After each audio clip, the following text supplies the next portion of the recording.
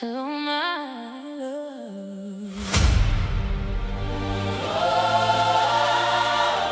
From the salon dreams to the global throne.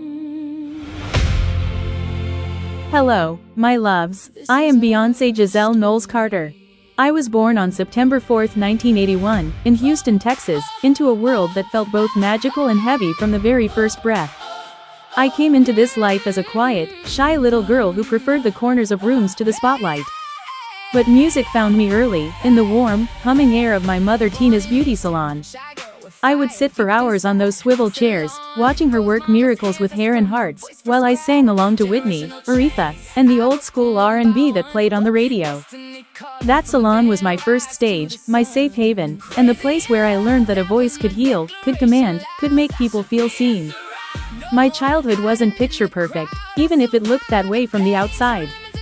There were generational wounds that ran deep, my father Matthew's intense drive, the pressures of building something from nothing, the unspoken pains that black families carry across time. I felt the weight of expectations early. I was the oldest, the one who was supposed to lead, to be perfect. When Destiny's Child started forming in the mid-90s, I was just a teenager, but the industry already felt brutal. We rehearsed for endless hours, traveled in a van with barely enough money for gas, and faced rejection after rejection.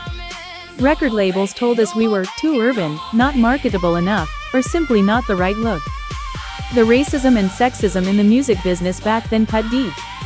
I remember crying in hotel rooms after auditions, wondering if my dream was too big for a girl from Houston. But we pushed through. No, no, no, bills, bills, bills, say my name, Survivor. Those songs became anthems, but behind them were late-night arguments, group tensions, and the painful departures of members who couldn't handle the pressure.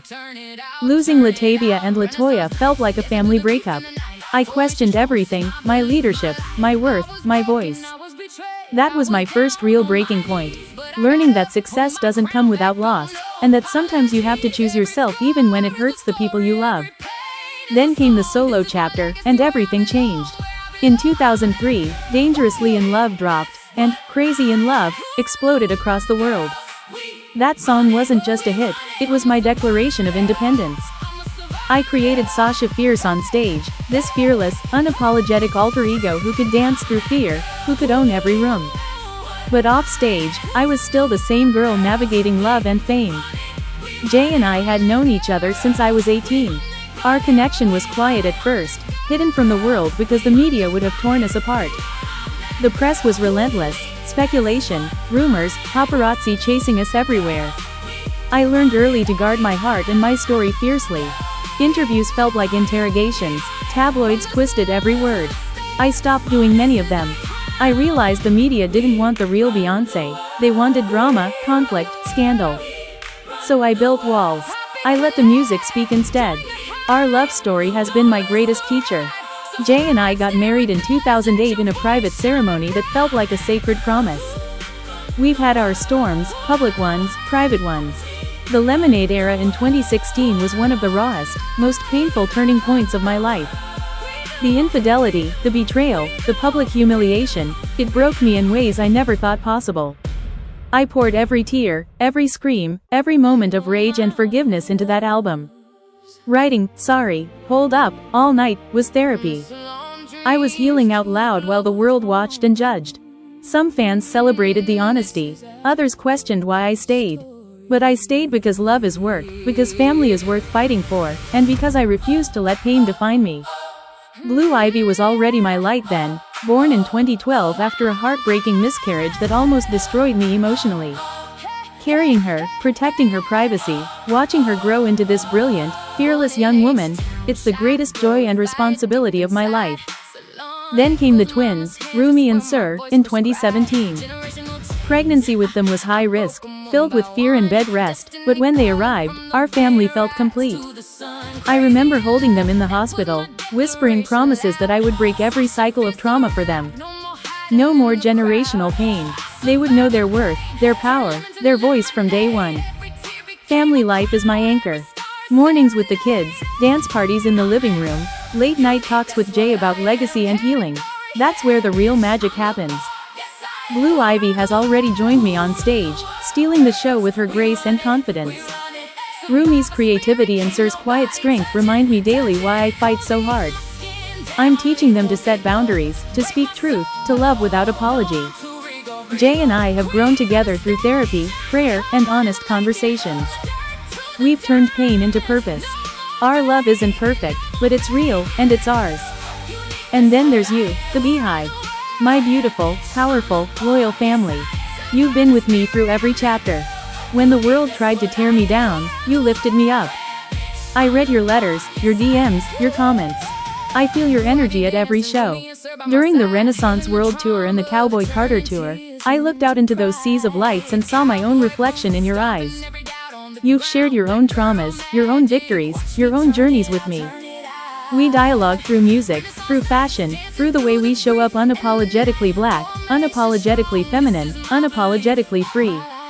You've defended me when the press came for me, celebrated every win like it was your own. The Beyhive isn't just fans, it's a movement. You remind me why I do this. When I dropped Renaissance in 2022, it was for us, to dance through grief, to celebrate queer joy, to reclaim black excellence in house and ballroom culture. And Cowboy Carter in 2024? That was me saying, this is black music too. Taking country to #1, performing at the Grand Ole Opry, breaking barriers that people said could never be broken, that wasn't just for me. It was for every little black girl told she didn't belong. The backlash from some corners of the media was loud, but your love was louder.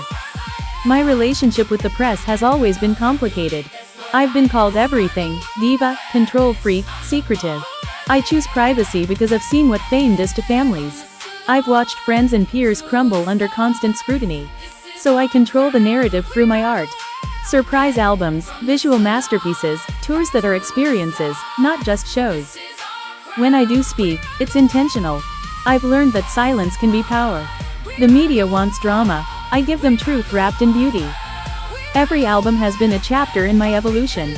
The Day was about claiming my womanhood. I Am, Sasha Fierce was about balance. 4 was about going back to my roots. The self-titled visual album was rebellion. Lemonade was survival. Everything is Love with Jay was unity. Renaissance was liberation. Cowboy Carter was reclamation. Each one carried me through a new layer of healing. By 2025-2026, with the Cowboy Carter era still roaring, 35 Grammys, historic tours, cultural shifts, I stand here more whole than ever. I've turned every scar into strength. To my children, Blue, Rumi, Sir, I do this so you never have to dim your light. To Jay, thank you for growing with me. To my parents, your lessons live in me. To the Beyhive, we are in this together. Who run the world? Girls. We do. Every single day. This is my story, raw, real, still unfolding.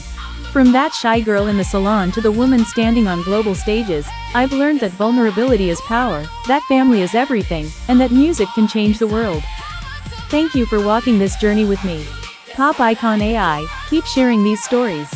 Subscribe, stay with us, and remember, your voice matters too. Let's keep breaking barriers together.